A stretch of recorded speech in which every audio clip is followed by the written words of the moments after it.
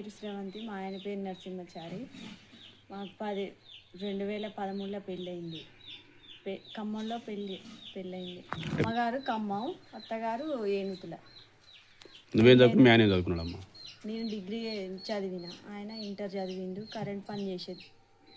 హైదరాబాద్లో పని చేసుకుంటేనే కింద పడ్డాడు, కానీ చూపించుకోలేదు. నడుములకు దెబ్బ తాకి బాగా 5 సంవత్సరాల నుంచి నడుము ఆపరేషన్ అయింది, తలకి ఆపరేషన్ అయింది. లేవకుండా ఆయన పనులు కూడా ఆయన చేసుకోకుండా అయిపోయింది. ఆయన ఇట్లా అవస్థ చూస్తుంటే ఇక తిన్నది కూడా ఒంటికి పడడం లేదు. బయటికి ఏటైనా హాస్పిటల్కి వెళ్దామంటే డబ్బు లేని పరిస్థితి. ఒక్కోసారి చావాలనిపిస్తుంది, కానీ ఇక పిల్లల అయిన తర్వాత చావడం కరెక్ట్ కాదు. వాళ్ళ కోసమైనా కూలోనాలు చేసుకుంటూ ఉండాలి, చూసుకుంటూ. నా పేరు నరసింహచారి, మా భార్య పేరు శ్రావంతి. మా పెళ్ళి 13 ఏళ్ళు అవుతుంది. నేను హైదరాబాద్లో పని చేసేవాడిని. ఇప్పుడు పిల్లలు నాకు ఇద్దరు హైదరాబాద్లో కరెంట్ పని చేసుకుంటూ కింద పడి కరెంట్ షాక్ అయి కింద పడి ఎప్పుడు పడ్డావు నువ్వు? 2008లో కింద పడ్డా. కొన్ని రోజుల తర్వాత బాగానే ఉన్నా. తర్వాత 2015లో ఆ తల ఆపరేషన్ అయింది. దానివల్ల నరాలు దెబ్బతిన్నాయి. అట్లా అయినా ఒక 3 ఏళ్ళు బాగానే ఉన్నా. తర్వాత అదే ఎఫెక్ట్ బాగా పడి మొత్తం లేవలేకుంటున్నా.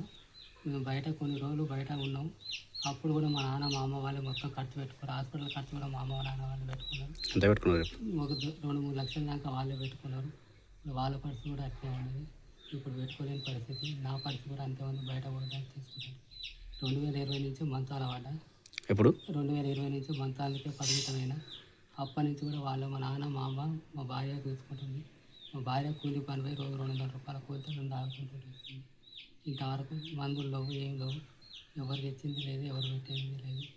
అమ్మ వాళ్ళు నాన్న వాళ్ళు చూసుకుంటూ వస్తున్నారు. వాళ్ళు ఇప్పటికి బయటకు పోదామన్నా వాళ్ళే లేకపోతారు. తీసుకుపోయి బయటకు తీసుకొచ్చారు. నా భార్యతో పాటు మా అమ్మ మా నాన్న నాకు సేవ చేసుకుంటూ ఉంటారు. చిన్న పిల్లగానికంటే ఎక్కువ చూసుకుంటూ ఇప్పుడు పుట్టిన పిల్లలు ఎట్లా చేసుకుంటారో అదే విధంగా అయిపోయింది నా పరిస్థితి. ఇప్పుడు ఎక్కడ పోలేని పరిస్థితి. ఎవరు సాయం చేసుకోలేదు, ఎవరు రాలేదు ఇంతవరకు మాకు సాయం చేస్తారు.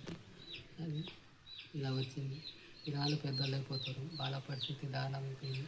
చేసుకున్న భార్య ఇబ్బంది పడుతుంది. ఆమె చేయలేక చెప్పలేక ఆమె నేను కూడా 2-3 సార్లు చనిపోదామని ప్రయత్నించాను. కానీ చనిపోతే మళ్ళీ నా పిల్లలు ఆగవుతారని ఆలోచించుకుంటూ ఉన్నా. ఇది ఈ విధంగా నా పరిస్థితి అయిపోయింది.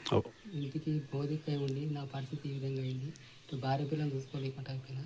ఇలాంటి సిచ్యువేషన్ ఎవరికి రాకూడదని ఆ దేవుని ప్రార్థిస్తుంది. నెల పింఛన్ వస్తుంది. ఆ పింఛన్ కూడా నా మందుల ఖర్చు సరిపోదు. నెలకు దగ్గర 7-8 వేల దాకా మందుల ఖర్చులు అవుతాయి. ఫ్రెండ్స్ ట్రస్ట్ వాళ్ళు నాకు వచ్చి సాయం చేశారు. మా పిల్లల పేరు మీద 20,000 ఫిక్స్డ్ డిపాజిట్ చేసి నా మందుల ఖర్చులకు 10,000 ఇచ్చారు.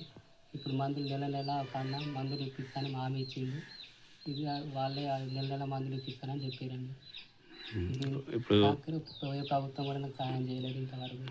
ఉన్న టీఆర్ఎస్ ప్రభుత్వం, కాంగ్రెస్ ప్రభుత్వం కానీ ఎవరు నాకు సాయం చేయలేదు.